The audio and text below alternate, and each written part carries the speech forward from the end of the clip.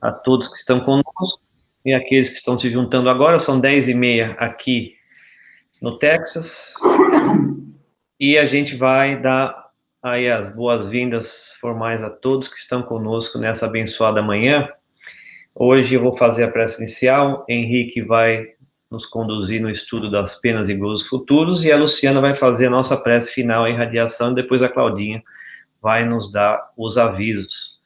Então, eu peço que todos me acompanhem para que a gente forme essa corrente de corações e pensamentos aonde estivermos.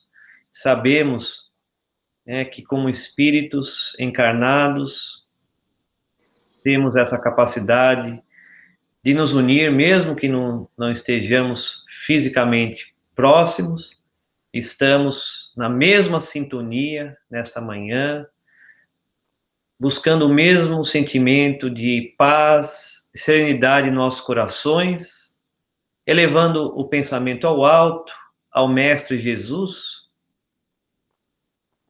olhando, mirando nos seus olhos tranquilos, seus braços abertos, nos recebendo, nos abraçando, e que todos possam sentir um envolvimento de muita alegria, de muito amor, de muito carinho, que essa espiritualidade amiga, os mentores dessa nossa casa, o Sunrise, e de cada um que aqui está, nos está brindando. Que possamos, então, criar essa atmosfera de amor, de tranquilidade, de amizade, pedindo também pelo nosso querido amigo Henrique, que esteja acompanhado, como sempre, da equipe espiritual que o inspira, que o abraça, para que ele possa, como sempre faz com tanto carinho, nos transmitir essas ideias, esses ensinamentos e as consolações que nos são trazidas pela querida doutrina espírita. Que todos possamos, então, estar com Jesus no pensamento e no coração, os olhos, ouvidos e corações abertos a mais uma manhã de reflexão. Que assim seja. Com você, Henrique. Opa, legal, obrigado, Adônio. Nossos primeiros comentários sejam de um profundo agradecimento a Deus, a Jesus, e como o Eduardo falou, aos amigos benfeitores espirituais de cada um de nós, e principalmente da nossa casa espírita, do Sunrise, da casa espírita que nós estamos ligados. Nossa casa espírita que, esta semana que passou, está celebrando, né, 3 anos, não é verdade, Eduardo? Nossa casa espírita completou essa semana, está indo completar aí 3 anos de atividade. É um grupo pequeno que começou há um tempo atrás com essa proposta, com esse desafio de receber famílias, jovens, crianças, adultos, a fim de estudarmos todos juntos a doutrina espírita, os ensinamentos de Jesus. Então é muito legal, é muito prazeroso ver esse trabalho que foi iniciado, parece que foi ontem, já está celebrando 3 anos. Então, parabéns aos diretores espirituais e materiais desse trabalho de amor, e que nós possamos continuarmos juntos aqui nesses estudos de domingo e qualquer outros novos estudos que possam ser iniciados, porque nós já bem compreendemos que a nossa educação, a nossa instrução, como diz o mentor espiritual Emmanuel, é fundamental para nos apontar qual é o roteiro, qual é o nosso destino, quais são os melhores caminhos que nós devemos seguir, as melhores decisões que nós devemos adotar, e principalmente como que nós iremos reagir às situações felizes ou não muito felizes que irão sempre aparecer nas nossas vidas, no nosso dia a dia. Então, vamos lá. Esse estudo, até domingo passado eu não estava na escala desse estudo, seria o Gustavo que queria fazer esse estudo. Eu acabei de chegar aqui no Rio de Janeiro, Então, ainda estou aqui desarrumando algumas malas aqui, e o Gustavo não pôde fazer esse estudo. Ele falou, poxa, alguém pode fazer esse estudo? Eu falei, poxa, com certeza, vamos lá, eu estou precisando de alguma coisa aí para mim, coisas para me deixar meio ocupados, então nada melhor do que fazer um estudo espírita falando das penas e gozos futuros, que nada mais é do que a lei de causa e efeito. Então, muito obrigado pela oportunidade, Gustavo, Eduardo, Antúlio, a todos, para a gente fazer esse estudo. Tá bom? O estudo de hoje também é uma continuidade do estudo que o Antúlio fez na semana passada.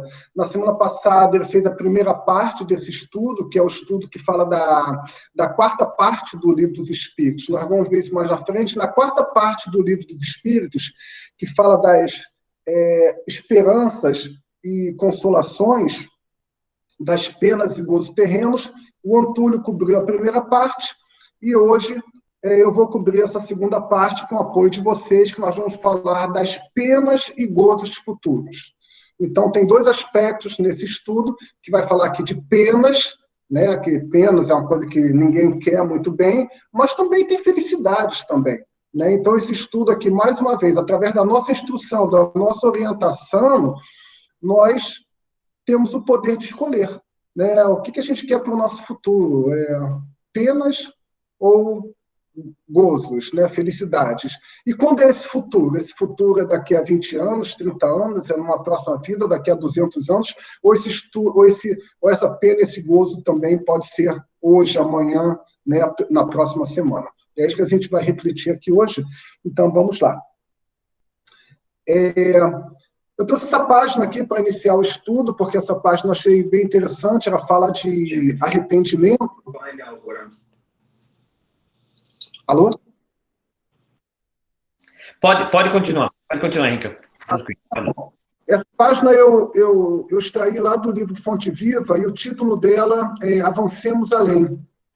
Emmanuel pegou essa citação do apóstolo Paulo, uma carta de Paulo aos Hebreus, que ele fala assim: pelo que, deixando os rudimentos da doutrina do Cristo, prossigamos até a perfeição, não lançando de novo o fundamento do arrependimento de obras mortas. Né? Então, Emmanuel, no seu poder fantástico de expandir essas pequenas citações evangélicas, Emmanuel fala para a gente o seguinte: aceitar o poder de Jesus, guardar certeza da própria ressurreição além da morte, reconfortar-se ante os benefícios da crença, constituem fase rudimentar no aprendizado do Evangelho. Então, é a primeira citação de Emmanuel para a gente. Então, a crença da ressurreição, da reencarnação, o reconforto que nós temos que ter a partir desse entendimento da reencarnação, isso tudo é uma fase rudimentar, uma fase iniciante para nós que estamos estudando os ensinamentos cristãos. Praticar as lições recebidas, afeiçoando a elas nossas experiências pessoais de cada dia, representa, sim, o curso vivo e santificante. Então, ele está chamando a nossa atenção aqui com relação à nossa prática a prática daquilo que a gente está aprendendo, né? O aluno que não se retira dos exercícios no alfabeto nunca penetra o luminoso domínio mental dos grandes mestres. Então, vamos sair do ABC, né? Vamos continuar aprendendo. Não basta situar nossa alma no pórtico do templo e aí dobrar os joelhos reverentemente. É imprescindível regressar aos caminhos vulgares e concretizar em nós mesmos os princípios da fé redentora, sublimando a vida comum.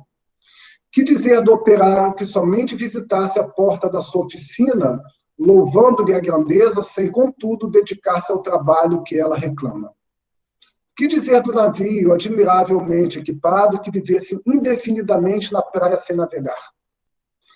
Existem milhares de crentes da Boa Nova nesta lastimável posição de estacionamento. São quase sempre pessoas corretas em todos os rudimentos da doutrina do Cristo. Creem, adoram e consolam-se irrepreensivelmente. Todavia, não marcham para adiante, no sentido de se tornarem mais sábias e mais nobres. Não sabem agir, nem lutar e nem sofrer, em se vendo sozinhas sob o ponto de vista humano. Esse parágrafo aqui é todo meu. Esse parágrafo aqui eu vou puxar assim, é o parágrafo que Emmanuel escreveu um dia, ele não sabia o quanto que esse parágrafo ia ser útil para mim hoje. Precavendo-se contra semelhantes males, afirmou Paulo com profundo acerto. Deixando os rudimentos da doutrina de Jesus, prossigamos até a perfeição, abstendo-nos de repetir muitos arrependimentos, porque então não passaremos de atores de obras mortas. Evitemos, assim, a posição do aluno que estuda e jamais se harmoniza com a lição, recordando também que, se o arrependimento é útil, de quando em quando o arrepender-se toda hora é sinal de teimosia e viciação. Então, é uma mensagem linda de Emmanuel, mas, como sempre, com a franqueza, com a clareza e com a firmeza de Emmanuel, né? Que, no final, é meio que até um puxão de orelha para todos nós, que estamos estudando, estamos aprendendo, mas precisamos praticar, precisamos vivenciar, precisamos, fundamentalmente, exemplificar aquilo que a gente aprende, exemplificar aquilo que nós falamos, exemplificar aquilo que nós conversamos com os amigos, porque é muito fácil a gente estudar, é muito fácil nós sermos os doutores da lei do século XXI, né, como nós fomos no tempo de Jesus, que nós ficávamos na porta do templo palestrando, falando com as pessoas, desafiando outros doutores da lei para demonstrar o quanto nós éramos cultos, mas nós temos hoje que dar a prova. Hoje nós não temos mais que ir para os circos romanos, encarar os leões, encarar as feras, mas nós temos os desafios do nosso dia a dia. E esses desafios do dia a dia servem tão somente para validar como que nós estamos diante daquilo que a gente aprendeu até o momento e também diante daquilo que muitas das vezes nós aconselhamos, recomendamos às outras pessoas. Então, essa página de Emmanuel é uma página muito interessante para nós que estudamos o Espiritismo, para nós que falamos sobre a doutrina espírita, porque ela é um puxão de orelhas para nós. Como é que a gente está com tudo isso que a gente aprende? O que a gente faz com tudo isso? A gente tem que avançar, porque a gente não pode ficar só nesse estágio. A gente tem que continuar, né? Então, vamos lá. Como eu falei aqui na abertura, o estudo de hoje nós vamos cobrir essa passagem da Penas e Gozos Futuros. Essa é a última parte do Evangelho. Ai, meu Deus do céu, desculpa, que está lá no Livro dos Espíritos. Agora que eu vi, me desculpa, eu coloquei aqui a imagem do Evangelho segundo o Espiritismo, mas, na realidade, a parte quarta, ela está lá, é a última parte do Livro dos Espíritos. E nessa quarta parte, Kardec consolidou esses tópicos aqui, o nada, a vida futura, a intuição das penas e gozos futuros, que é o tópico, é o título desse estudo de hoje, a intervenção de Deus nessas penas e recompensas, natureza das penas e gozos futuros, a gente vai falar bem sobre isso daqui, qual é a natureza, qual é a origem, por que eu passo por essa situação hoje, seja ela feliz ou, não, ou ela não seja feliz. O que eu posso fazer hoje ainda para ter mais felicidade no meu amanhã, seja esse amanhã ou seja esse amanhã daqui a 100 anos, né? Penas temporais, expiação e arrependimento, nós já vimos agora há pouco a mensagem de Emmanuel falando um pouquinho de arrependimento, duração das penas futuras, por quanto tempo essas penas vão demorar, né? Eu me lembro, eu não me lembro direito se era o meu pai que falava, ou se era a minha mãe que falava, um sábio ditado popular que dizia alguma coisa, não há mal que nunca se acabe, não há bem que sempre dure, né? Ou o inverso, não há bem que nunca se acabe, ou mal que sempre dure, né? Quanto tempo que dura essa felicidade, que eu estou tão feliz hoje, ou quanto tempo que vai durar as penas, as provações que nós estamos passando? Todos nós passamos por dificuldades, seja nessa vida, seja em vidas futuras, todos nós vamos passar por dificuldades e passaremos também por momentos felizes, né? Porque o nosso Pai, Deus, é um Pai de amor e misericórdia. Ele, como a gente sempre fala, ele não nos criou, ele não criou a todos nós, não criou os mundos, não criou a natureza, não criou os seres humanos, não criou os espíritos, como assim, um grande desejo dele de se divertir. para ver as pessoas infelizes. Não, ele nos criou para nós sermos felizes, nos criou para nós sermos um dia espíritos puros, e aí nós vamos entender o que é realmente essa felicidade, o que é o conceito da felicidade, num aspecto mais amplo, e não a felicidade pequena, que a gente às vezes acha que, não, estou tão feliz, está tudo tão bem, e às vezes aquela felicidade pode estar, infelizmente, nos levando para uns caminhos que vai gerar um probleminha mais na frente, a gente às vezes não consegue perceber isso. Né? Fala também de ressurreição da carne, paraíso, inferno e purgatório. Mais uma vez, está lá na quarta parte do Livro dos Espíritos, questões 958 até a última questão 1019, antes da conclusão do Livro dos Espíritos. Recomendamos fortemente que depois desse estudo, que cada um de nós faça uma leitura, porque é muito importante isso, porque o que a gente está vendo aqui é o código da nossa vida, é o código penal, é um código de conduta, é um código de sobrevivência. Hoje, espírito encarnado, e também no futuro, espírito desencarnado, seja no mundo espiritual, seja em próximas encarnações. Então, ter uma boa compreensão disso vai nos ajudar muito nas nossas escolhas, nas nossas decisões e, mais uma vez, em como nós vamos encarar os desafios, as situações que nós estamos passando. Tá bom? Vamos lá, então.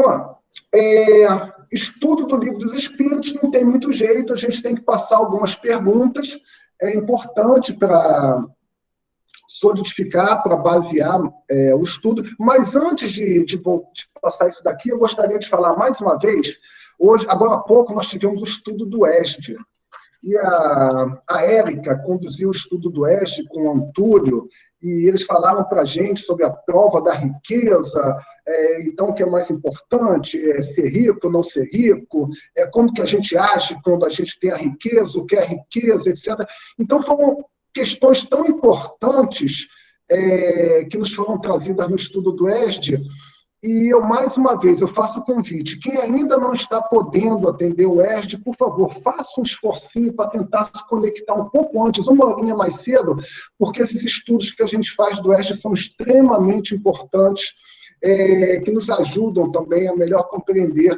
a doutrina espírita. É um momento em que nós podemos fazer perguntas, tem respostas, a gente pode ir mais fundo num tema ou outro. Então, mais uma vez, fica aqui o convite para a gente atender o ESD também. É o estudo sistematizado da doutrina espírita.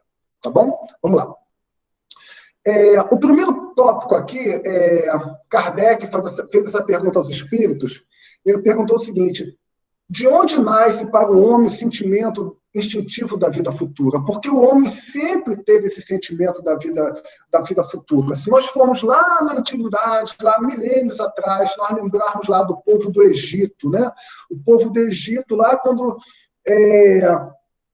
o faraó, outras pessoas lá desencarnavam, morriam, batiam as botas, como queiram falar, enfim, então, lá os escravos, lá os assessores colocavam o faraó e outras pessoas, e também colocava todo mundo lá num buraco lá, então colocava o faraó no sarcófago, enchia aquele buraco de joias, de coisas, pertences pessoais, porque eles acreditavam que era um faraó ou outra pessoa lá da nobreza, enfim, eles tinham uma crença que aquela pessoa vai acordar do outro lado da vida, vai acordar em algum momento.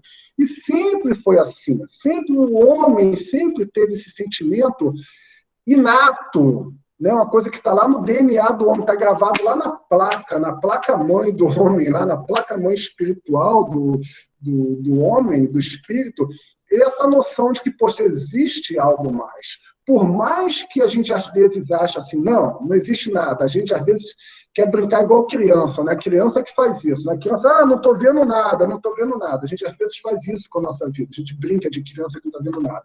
Mas a gente sabe, a gente tem isso dentro da gente, né? E eu coloquei essa pergunta aqui: o que vai acontecer depois que a gente bater as botas, né? Depois que a gente fechar os olhos? Como que será que isso funciona? E os espíritos responderam a Kardec de uma forma muito sintética, mas bem interessante, falou o seguinte: já temos dito, antes de encarnar, o espírito conhecia todas essas coisas e a alma conserva vaga lembrança do que sabe, do que viu no estado espiritual. Isso foi uma coisa que nós falamos hoje cedo também, no estudo do ESD,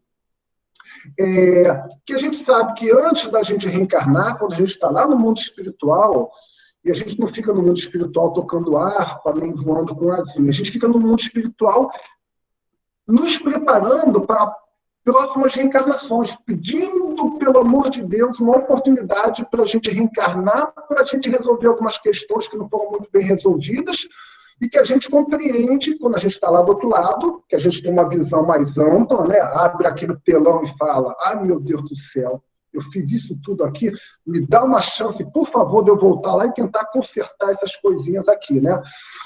Mas só que quando a gente reencarna, a gente tem uma coisa chamada tal do véu do esquecimento. A gente esquece, porque senão seria muito fácil, né? A gente reencarnar e já vem com uma listinha aqui de tudo que a gente tem que fazer. Não, a gente esquece, mas isso fica gravado no espírito. E uma das coisas que fica gravado no espírito é que, como eles dizem aqui, o espírito conserva vaga lembrança do que sabe e do que viu lá do outro lado, no mundo espiritual, no plano espiritual. E eles continuam aqui. Em todos os tempos, o homem se preocupou com seu futuro, para lá do túmulo, e isso é muito natural. Qualquer que seja a importância que ligue a vida presente, não pode ele furtar-se a considerar quanto essa vida é curta e, sobretudo, precária. Pois que a cada instante, essa vida está sujeita a interromper-se. A gente não sabe. Eu estou aqui falando com vocês hoje, né? E pode ser que daqui a uma semana, um dia, sei lá, alguma coisa aconteça, a gente não sabe o que pode acontecer. Nenhuma certeza lhe sendo permitida acerca do dia seguinte. O que será dele após o instante fatal?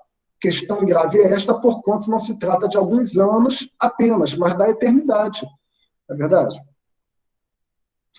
E Kardec continua aqui perguntando de onde se origina a crença com que deparamos entre todos os povos na existência das penas e recompensas por vindouras, né? E eles falaram, é um pressentimento da realidade trazido ao homem pelo espírito nele reencarnado. É um pressentimento que a gente tem. Todos nós temos esse pressentimento. Porque sabei o bem, não é de balde que uma voz interior vos fala. O vosso erro, esse ponto aqui que é muito importante. Quando nós lemos essas respostas dos espíritos, e por isso que é bom a gente fazer esses estudos, porque a gente consegue ler nas entrelinhas o que os espíritos responderam a Kardec. A gente consegue perceber nas entrelinhas o que Emmanuel, o que André Luiz e outros benfeitores espirituais estão falando para a gente. Olha aqui o que eles colocaram para Kardec. O vosso erro, o nosso erro, consiste em não prestarmos bastante atenção. Melhores vos tornarias se nisso pensasses muito e muitas vezes. Então, aqui é um grande chamamento à nossa atenção. A gente não está prestando atenção qual é o sentido real da nossa vida. Eu sou uma matéria encarnado no espírito, eu sou um corpo de carne encarnado no espírito, que vai desencarnar, o espírito vai desencarnar e vai ficar o corpo de carne? Ou será que é o oposto? Será que eu sou um espírito imortal encarnado num corpo de carne, que o espírito imortal precisa desse corpo de carne para quê? Para passar por situações, para passar por provações, para passar por experiências, mas esse corpo de carne um dia, assim como tudo que existe na matéria, ele vai precisar ser transformado. Esse corpo de carne um dia vai fenecer, nós vamos desencarnar, o corpo de carne vai ser transformado seguindo as leis normais da química, da física, da natureza, mas o espírito continua carregando com ele a sua malinha, a sua mochila, a sua consciência imortal, dos seus valores, das suas conquistas e daquelas outras questões que precisam ser resolvidas. Então, é isso que os espíritos estão respondendo para Kardec aqui na questão 960. Vocês, espíritos encarnados, vocês não pensam muito nisso, não pensam muitas vezes. Como que vai ser a vida de vocês no futuro? Vocês não pensam muitas vezes, quando vocês reencarnam, nós não pensamos, melhor dizendo, que a vida é uma vida muito curta, né? A gente vai viver, sei lá, 80, 90, agora né, com o avanço da saúde, da medicina, nutrição, etc., mesmo o cabelo caindo todo, mas a gente chega lá aos 80 e pouco, 90 e poucos, né, tem pessoas que chegam até os 100 anos, né, etc., mas isso vai acabar, mas o espírito ele tem milhares e milhares e milhares de anos, a gente tem que pensar nisso, né? E essa pergunta aqui é interessante também, a gente vai discutir um pouco, que Kardec perguntou qual é o sentimento que domina na maioria dos homens no momento da morte. Qual é o sentimento que o homem tem na maioria da morte? Né? O homem está lá no leito da morte, lá, ele sabe, já percebe que vai desencarnar, né? Ele já está vendo já aquele clarão, aquela luzinha vindo para ele, né? Tipo naquele filme do Ghost, né? Ele vê o túnel de luz, aquela coisa. Como é que a gente vai se comportar? A gente vai ficar com medo, a gente vai ter esperança, a gente vai ficar na dúvida, e os espíritos responderam a Kardec aqui. Nos céticos e empedernidos, né, aquelas pessoas que eu não acredito, a vida é uma só, não é nada disso, não acredito em nada disso, é tudo bobagem, né, aquelas pessoas que desafiam, é o temor. Né? É o medo, ai meu Deus do céu, e agora? Né? Nos culpados, a dúvida nos céticos, aquelas pessoas, eles não sabem realmente o que vai acontecer, o temor nos culpados, né? A pessoa que não tem a consciência tranquila, né? É o medo mesmo, e fundamentalmente a esperança nos homens de bem. A esperança, que esperança é essa? É a mesma esperança que quando a gente lê há 2000 anos, quando a gente lê Paulo e Estevão, a gente lê há 2000 anos, quando nós lemos Ave Cristo, o trio de livros históricos de Emmanuel, né, que Emmanuel fala de si mesmo, Emmanuel se autobiografa nesses livros, né, com há 2000 anos, Paulo Estevão, Ave Cristo, Emmanuel fala das suas primeiras encarnações, e nesses livros ele narra que os primeiros cristãos, os primeiros seguidores do Cristo, quando eles estavam presos, quando eles estavam lá nos calabouços, quando eles estavam prestes a serem jogados às feras nos circos romanos, eles entravam nos circos romanos, eles entravam naquelas arenas, eles entravam ali cantando, dando louvores a Cristo. Né? Porque era muito comum naquela época os centuriões, as pessoas que guerreavam ali na frente do César, né? Quando eles entravam nas arenas, eles gritavam, né? Aqueles que vieram aqui lutar até a morte saúdam César, né? Eles saudavam, né? O rei ali.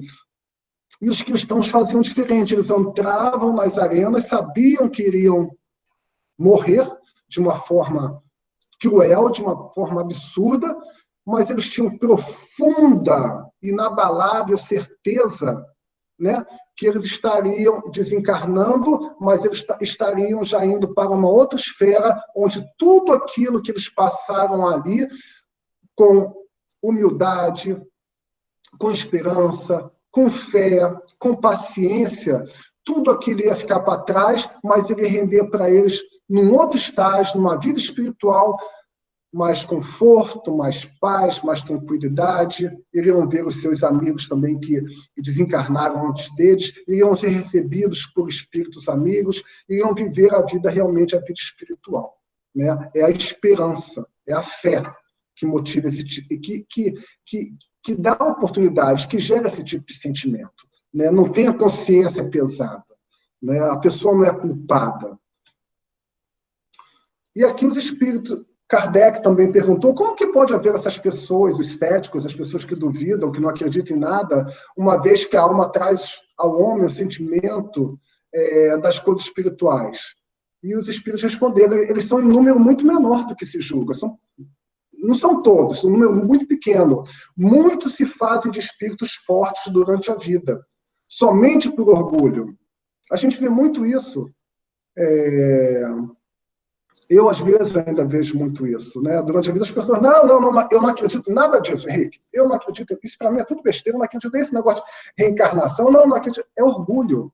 É orgulho. Nós agimos assim algumas vezes em nossas vidas também. Eu ajo assim ainda algumas vezes na minha vida também. Tá? Porém, no momento da morte, eles deixam de ser tão fanfarrões. Né? Eu coloquei até essa animação aqui, essa figurinha aqui, quando está lá de frente, lá com o tal do túnel, eu falo, meu Deus do céu, e agora? Como é que vai ser lá do outro lado? Né? É nesse momento que muitas das pessoas entram em desespero, é nesse momento que muitas das pessoas tentam se apegar a uma religião, é nesse momento que as pessoas, às vezes, tomam as decisões que as pessoas familiares, amigos, nossa, eu nunca imaginaria que nesse momento a pessoa ia fazer isso. É porque ele vê realmente que agora, fala, agora não adianta, eu não tenho mais como ser tão orgulhoso, porque eu sei que eu estou indo, eu estou partindo, e eu não tenho a menor ideia, a menor noção do que vai acontecer comigo lá do outro lado. Né? Deve dar um medo, deve dar uma insegurança, deve ser muito complicado realmente. Né? E eu coloquei essa mensagem aqui no final, que a responsabilidade dos nossos atos é a consequência da realidade da vida futura. Nós somos responsáveis pelos nossos atos. Porém, esses nossos atos vão gerar consequências na verdadeira vida que nós vamos ter mais adiante. E essa vida mais adiante é muito bom a gente parar para pensar, porque nós espíritas, a gente sempre fala, porque eu vou reencarnar, mas caramba, eu ainda estou com 50 e poucos anos. Eu espero ter ainda pela frente, mas pelo menos uns 20 aninhos aí pela frente. Então, eu tenho que pensar em tomar ações para a minha vida futura, eu tenho que pensar em tomar ações para a minha próxima semana, para a semana que está começando hoje. Então, se eu tenho um problema com um familiar, eu tenho um problema com meu chefe, eu tenho um problema com o vizinho, eu tenho alguma questão a ser resolvida comigo, eu tenho um vício que eu procuro esconder, colocar embaixo do tapete. Não quero nem ver esse vício, eu sou uma pessoa santinha. Não, eu tenho que resolver isso agora. Eu tenho essa oportunidade de resolver isso agora, não vou esperar para a vida futura, daqui a 2 encarnações. Não, minha vida futura hoje. Porque uma vez eu vi na casa espírita até aqui no Rio de Janeiro, e depois eu vi isso outras vezes, né? Eu fiquei assim apavorado, eu fiquei imaginando assim, que falam, as pessoas dizem, né, que para cada espírito encarnado hoje, existem mais de 500 espíritos esperando uma vaguinha para reencarnar. Né? Quando a gente lê a literatura de André Luiz, né, os livros de André Luiz, lá começando por Nosso Lar, Os Mensageiros, Missionários da Luz, né, continua Obreiros da Vida Eterna, aqueles livros todos, existem diversas passagens que André Luiz cita, né, os espíritos reencarnando, os espíritos se preparando para reencarnar, e a gente vê o mecanismo da reencarnação, uma coisa tão complexa, uma coisa tão bem elaborada, né, que eles juntam o Henrique com a fulana, com a Mariazinha, e vem esse daqui que foi filho, o outro que foi pai, e os dois não se querem. Até juntar até fazer essa biosfera toda juntar e estar pronta para mandar um espírito reencarnar, isso às vezes demora séculos.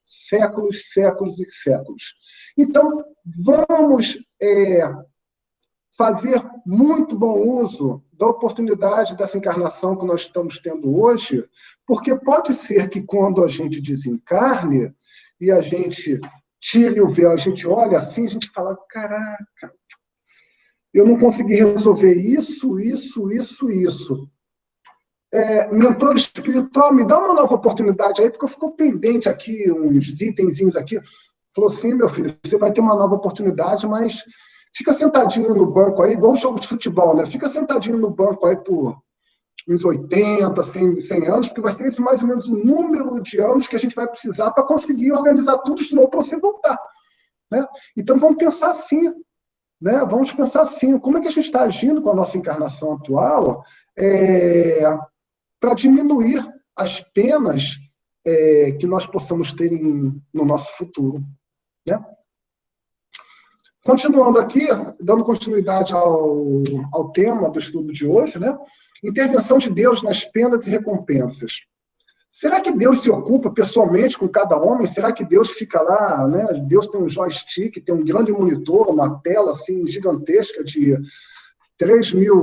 30 mil polegadas, que ele consegue ver todo mundo ali, né? Fica mapeando, o Henrique no Rio de Janeiro, ele fez isso, o Henrique comeu isso, o Henrique bebeu aquilo, o Henrique... Será que é isso que ele faz isso?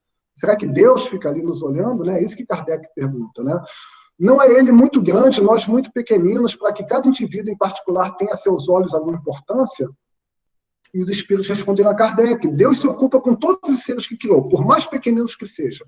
Nada para a sua bondade é destituído de valor. Ele se ocupa com todos. Agora, como que ele se ocupa com todos? Vamos ver aqui. Tananana. Mas será necessário que Deus atente em cada um dos nossos atos para nos recompensar ou punir? Esses atos não são, na sua maioria, insignificantes para ele? Aí os espíritos responderam a Kardec, né? Deus tem suas leis a regerem todas as vossas ações. Se as violais, a culpa é vossa.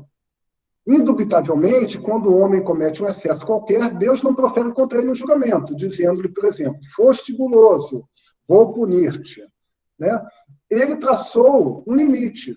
As enfermidades e, muitas vezes, a morte são a consequência dos excessos. Eis aí a punição. É o resultado da infração da lei. Assim tudo. Ou seja, Deus já criou todas as leis. Deus já criou toda a norma de conduta, tudo aquilo que nós sabemos, que nós estamos aprendendo.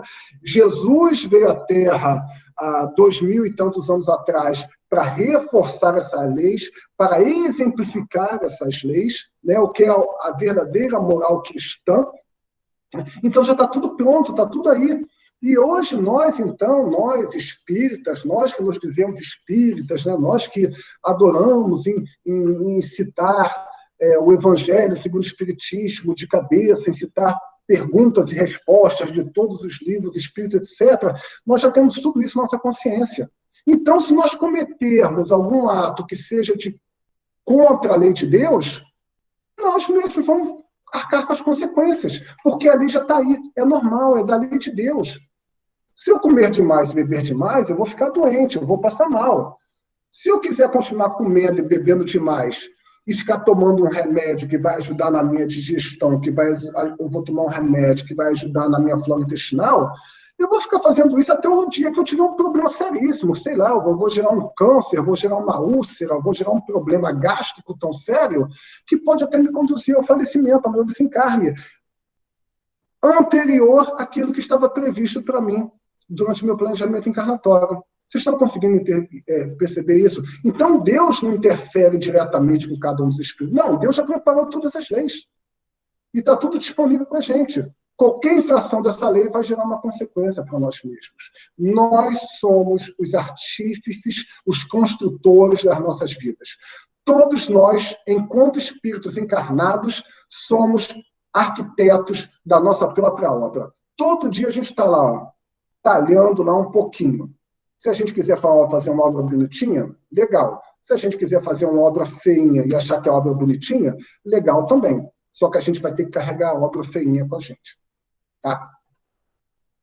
Todas as nossas ações estão submetidas às leis de Deus, nenhuma há, por mais insignificante que nos pareça, que não possa ser violação daquelas leis. Então, isso aqui é muito importante. Mais uma vez, nas entrelinhas, não tem nada que a gente faça, por mais insignificante que seja, que vai passar desapercebido. De não boa, mas também de coisas boas também. Vamos pensar nisso também, porque o estudo de hoje aqui não é um estudo punitivo, é um estudo de esperança, é um estudo de consolo. Não é isso que a gente faz aqui?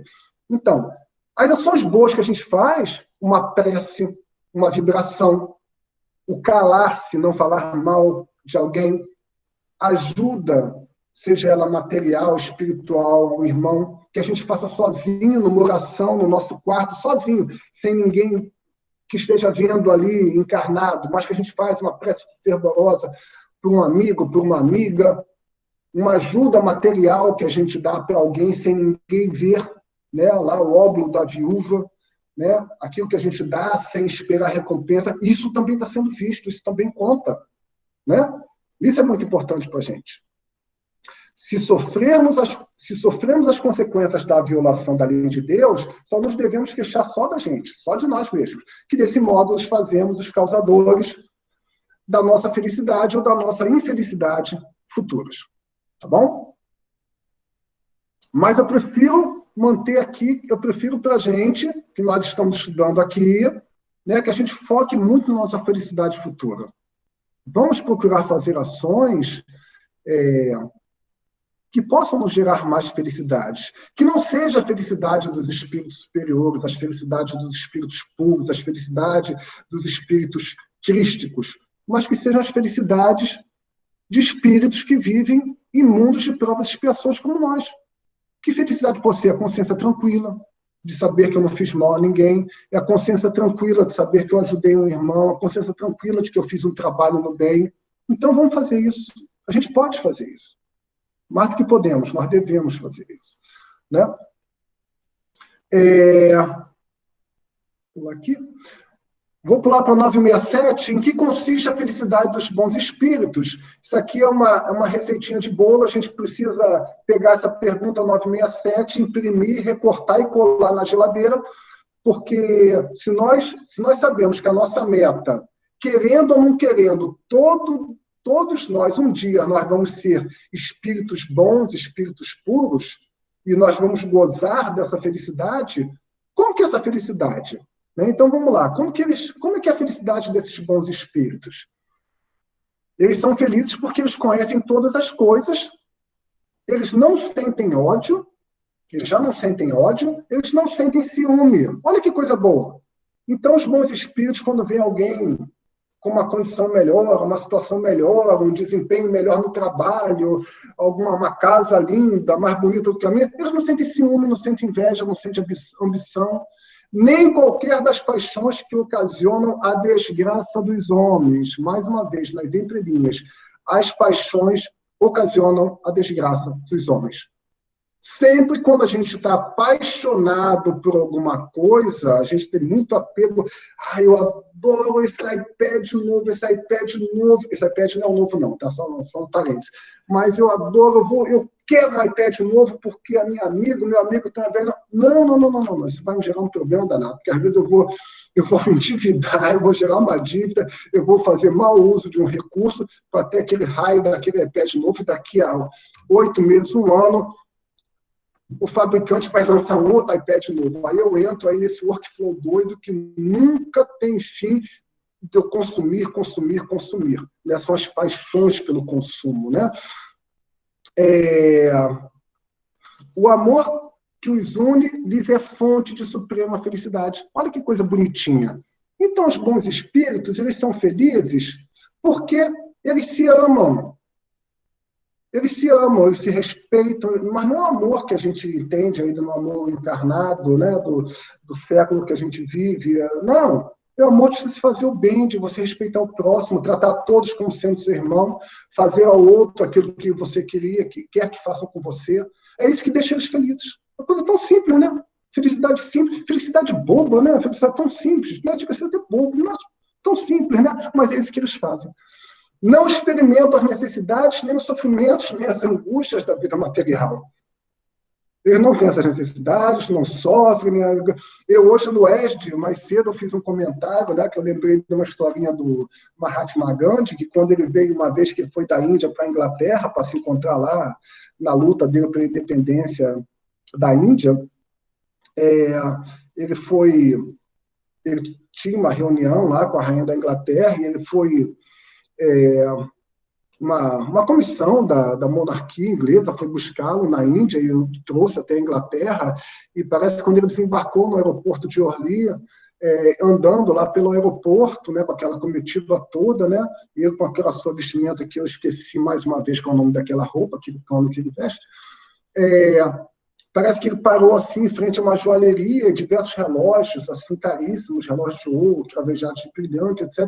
E ele parou, ficou olhando aquela loja assim, aquela vitrine assim, e aquela comitiva toda falou: nossa, o que será que ele está olhando ali? Como é que ele está olhando aquelas coisas ali? Não sei o quê.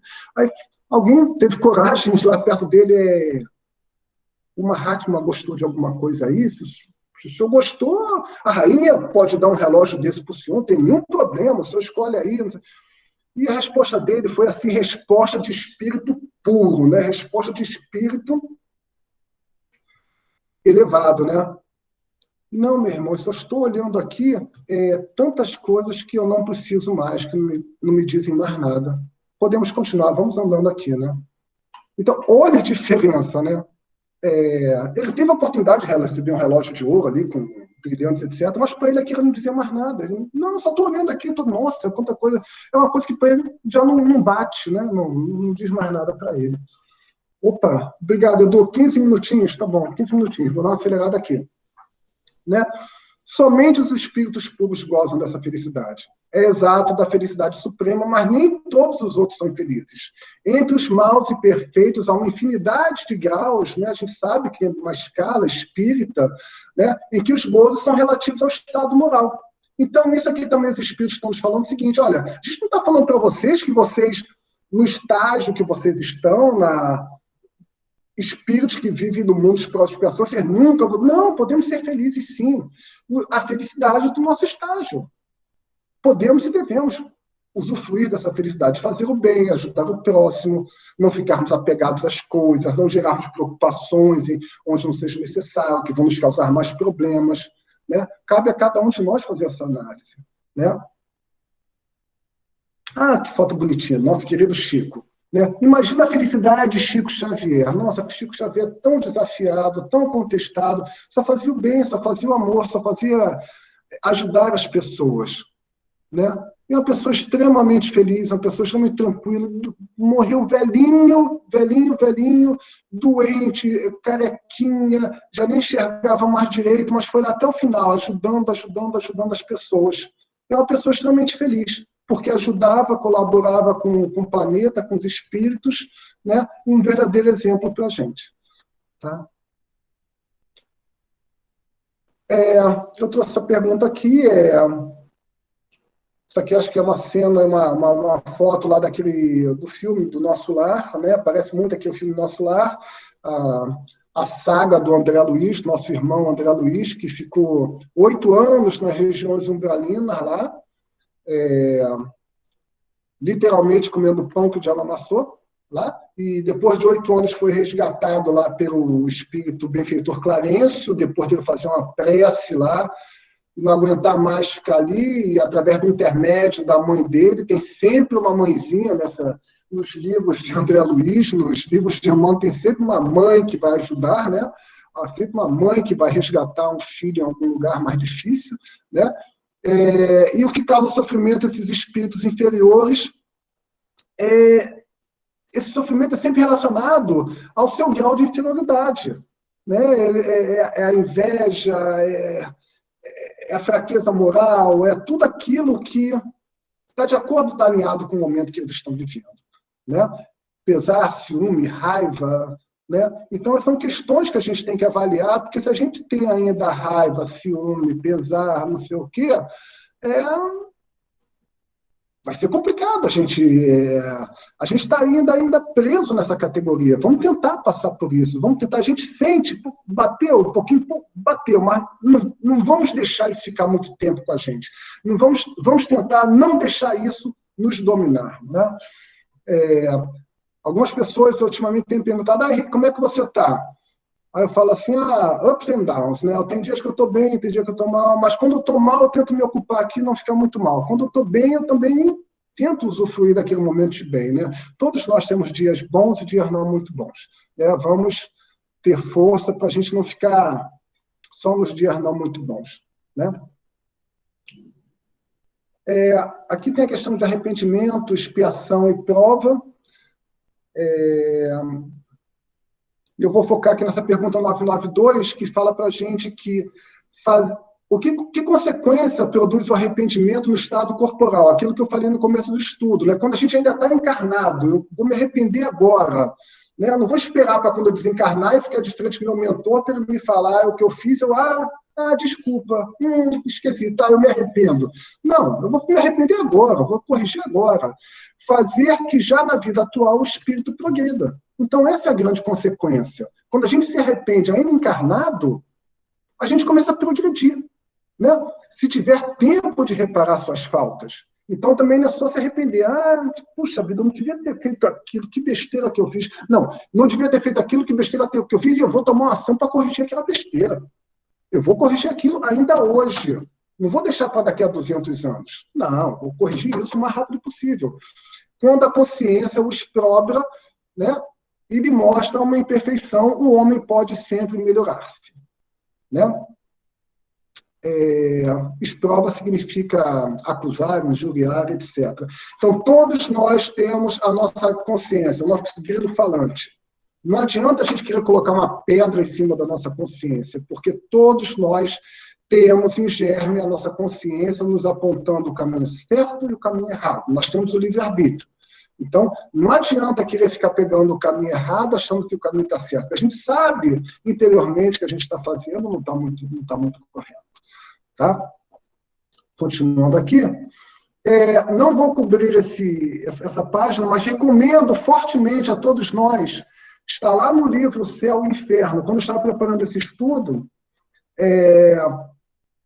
eu vi que lá no livro Céu e Inferno, aliás, o livro Céu e Inferno foi o primeiro livro que eu me deparei com a codificação espírita. Uma vez eu andando aqui no Rio de Janeiro, na rua Senador Dantas, eu passei por uma livraria, nem existe mais, uma livraria que tinha na rua Senador Dantas, eu passei e olhei, Céu e Inferno? Negócio esquisito. Aí passei 1, 2, 3, 4. Um dia eu entrei na livraria meio com medo, me dá aquele livro ali, eu peguei o livro meio com medo, e li o livro, e agora nesse estudo eu me deparei lendo o livro de novo, Céu e Inferno, mas na versão online, porque eu não estou com os livros ainda não chegaram aqui na minha mudança.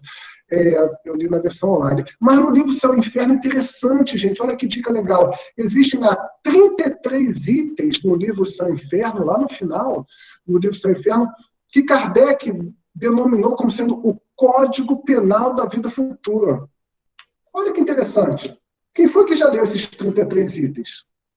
A gente lê Convenção do Condomínio, a gente lê norma de condutas no trabalho, a gente lê leis de trânsito, tem que passar na lei de trânsito para pegar o driver license, etc. A gente lê leis de tudo, códigos de tudo. Mas quem foi que já leu o Código Penal da Vida Futura?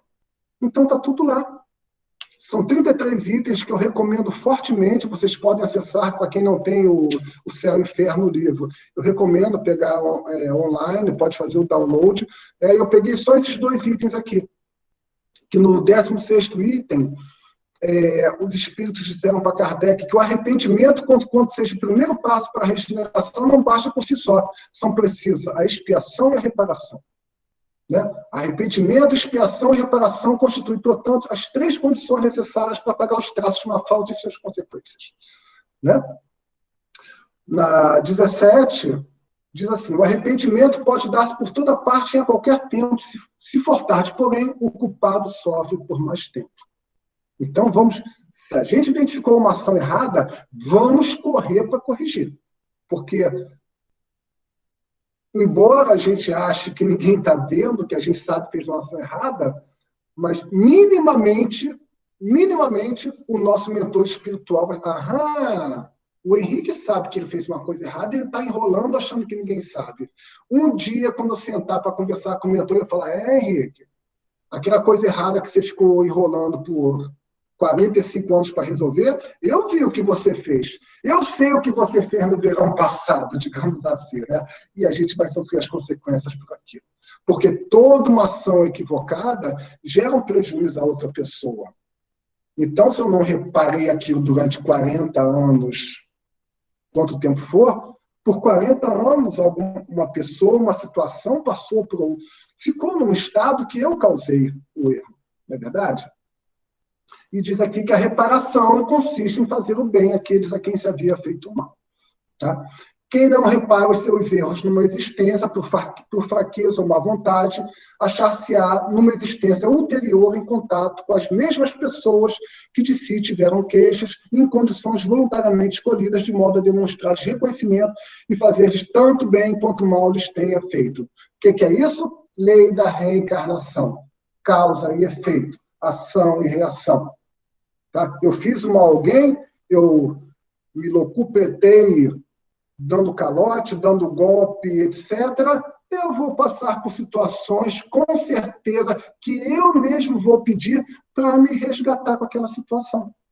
Então, para que eu vou ficar postergando isso? Para que eu vou dar trabalho para mentor espiritual, se eu já tenho esse entendimento?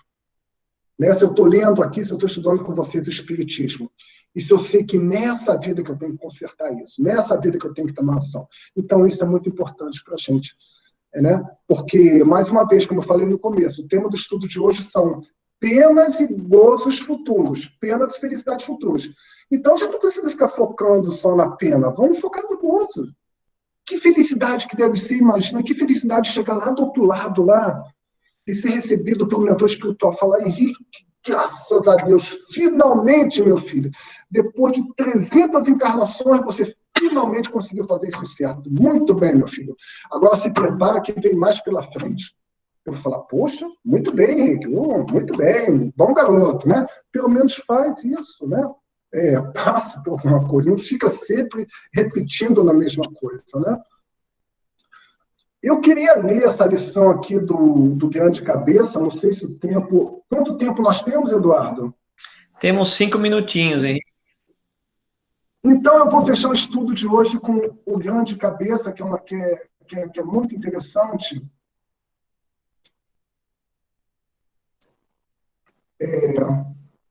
Vocês conseguem ver minha tela? Dá para ver, sim. Tranquilo. Tá bom. Eu vou fazer uma leitura rápida. Isso aqui está lá no livro Pontos e Contos. O Irmão X, Pontos e Contos. Leitura indispensável. Pontos e Contos, Irmão X, Humberto de Campos. Recomendo fortemente a leitura desse livro. Traz muitos artigos de espíritos que já foram para o mundo espiritual e que dão seu depoimento. Muitos artigos extremamente instrutivos para todos nós. Então, a gente vai ler sobre o doutor Abelardo. O doutor Abelardo Torino era indiscutivelmente verdadeira águia de inteligência. Um grande advogado de renome, não conhecia derrotas. Nunca teve nenhuma derrota. Sua palavra sugestiva nos grandes processos tocava-se de maravilhosa expressão de magnetismo pessoal. Seus pareceres denunciavam apurada cultura. Então, o doutor Abelardo Torino era o máximo do direito, o máximo da advocacia. Qual cientista isolado no laboratório para descobrir uma combinação química, Abelardo se mantinha horas e horas no gabinete particular, surpreendendo as colisões das leis humanas entre si. Era um gênio do direito. Chamavam-lhe grande cabeça nos círculos de convivência comum. Temiam-no os colegas de carreira, que lhe não regateavam respeito e consideração, então todos tinham medo dele. Penetrando no fórum, provocava movimentos de singular interesse. Retraíam-se os companheiros enquanto os serventuários se atropelavam a fim de atendê-lo no que desejasse. Então, era a pessoa mais respeitada no fórum. O doutor Abelardo era sempre requisitado a serviços inadiáveis em razão da nomeada fulgurante. Devia ser ouvido antes dos outros.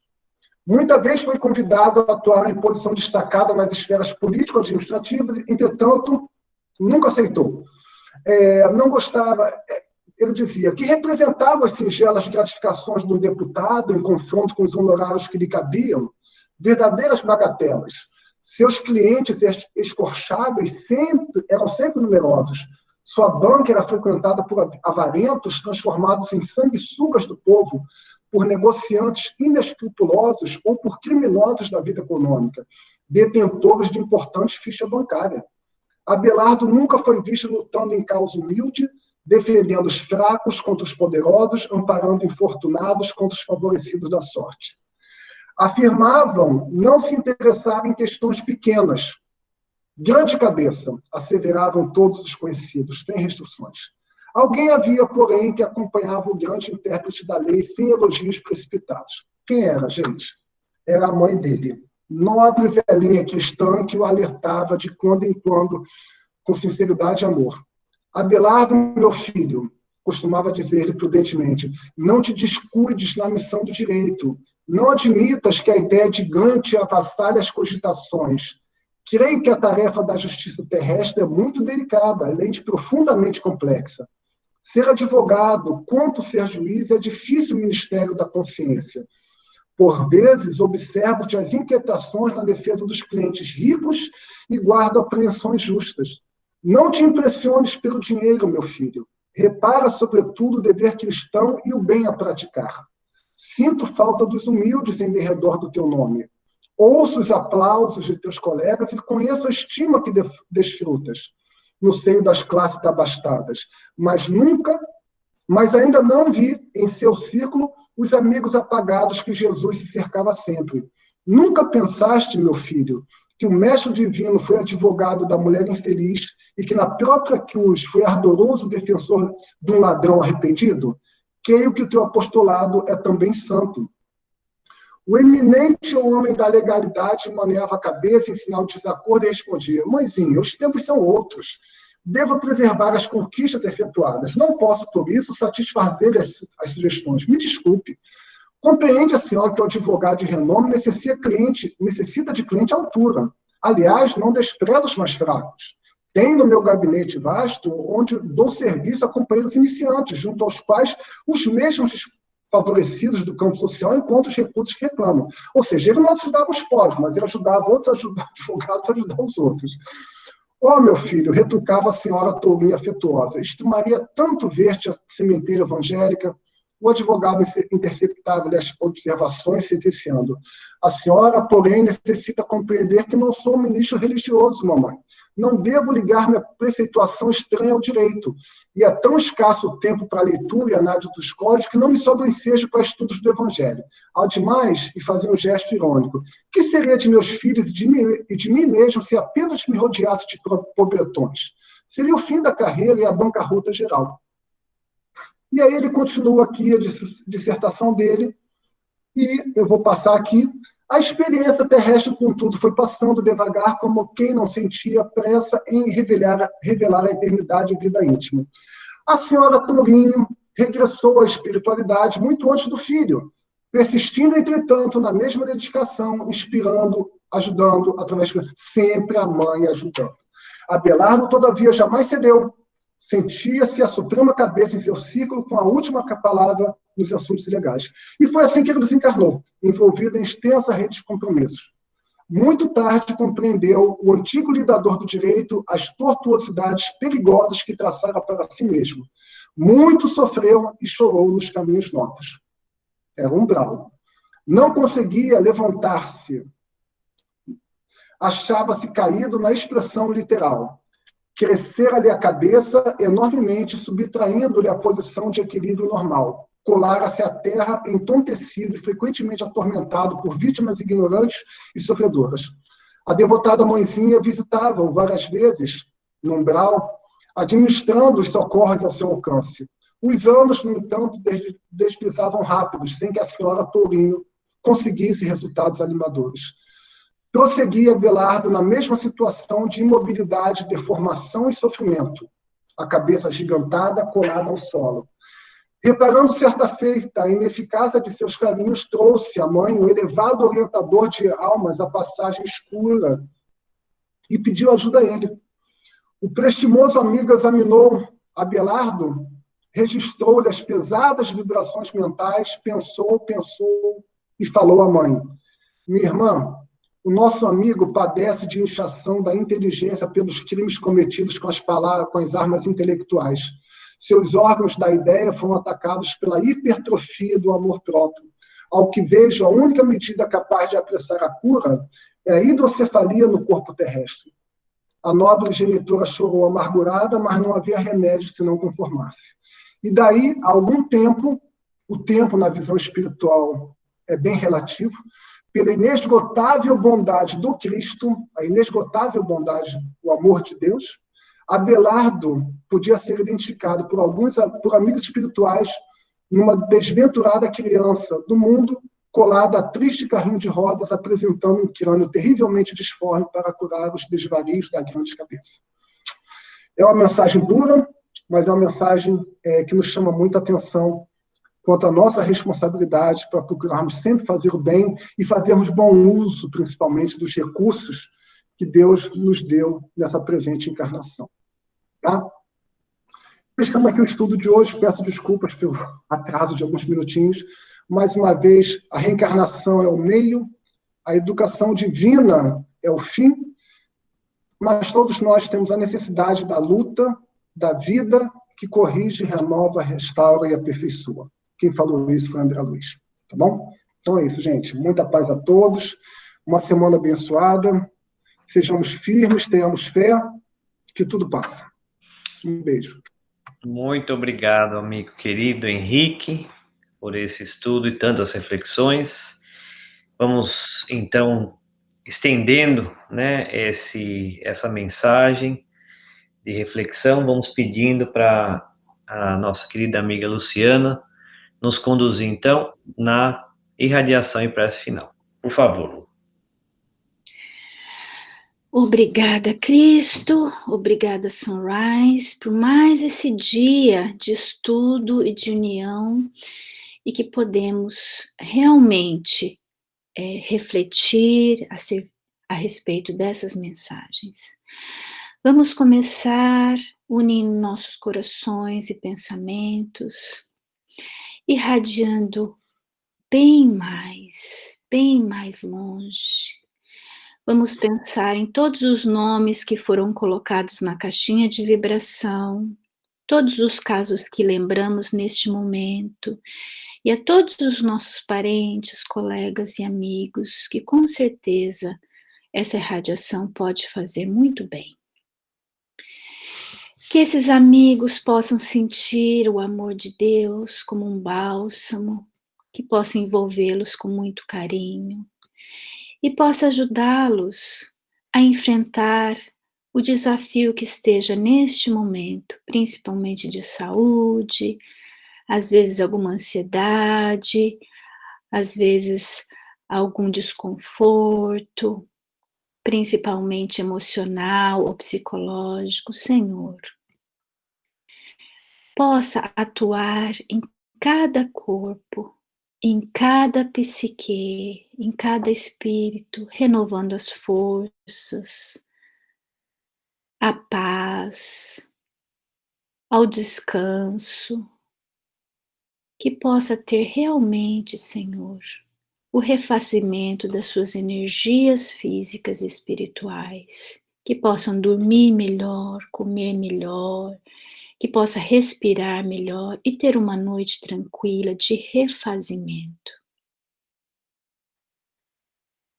Vibremos também por todos os cultos, por todos os amigos do bem que estejam trabalhando em todas as casas espíritas, as casas de prece, de outros cultos, que estejamos sempre unidos no amor do Pai, da verdade, do bem, e que façamos a nossa parte para ajudar esse mundo a ser um pouquinho melhor com os nossos pensamentos elevados e a nossa atitude no bem, Senhor. Vibremos também por cada um de nós e as nossas famílias, que estejamos unidos, que estejamos focados nas palavras do Cristo, que estejamos fortalecidos ainda diante de tantas dificuldades, de tantos desafios de Covid e tudo mais, que possamos contribuir, Senhor, com a melhora desses nossos ambientes e que seja sempre inspirado pelo amor do Cristo. Vibremos por fim por todos os trabalhadores do bem, os defensores da justiça, os defensores dos mais necessitados, dos injustiçados, daqueles com desigualdades sociais, desigualdades de todas as esferas, que não se esmoreçam nessa defesa, que sejam sempre firmes no ideal, que sempre continuem na luta para fazer diferença na vida de todos nós. Em especial, peço licença, que possamos vibrar também pela senhora Ruth Ginsburg, que desencarnou nessa sexta-feira, uma guerreira no bem pela igualdade dos direitos da mulher, que elas possam receber essas nossas vibrações de agradecimento por tudo que ela fez por nós, e que ela seja amparada no seu desencarne e que possa ter uma passagem bem tranquila. E por fim, desejamos uma boa semana a todos nós, que tenhamos muita paz, muita tranquilidade e que possamos superar os nossos desafios, principalmente dessa semana que está por aí. Fica conosco, Mestre, hoje e sempre, que assim seja, graças a Deus. Obrigado, Lu, querida. Então, vamos dando continuidade, vamos passando então para os nossos avisos finais. Estão me ouvindo? Estamos ouvindo, sim, Claudinha. Ok. Peço a todos uns minutinhos mais de atenção, pois temos algumas novidades aqui no Sunrise e gostaríamos de dividir com vocês. Como a gente falou no início hoje, essa semana, no dia 17 de setembro, o Sunrise comemorou 3 anos. Né? Gostaríamos de avisar a todos que a nossa casa atual, onde nós nos encontrávamos fisicamente, que era o BAF, né, ele fechou. Então, nós não reabriremos mais naquele local.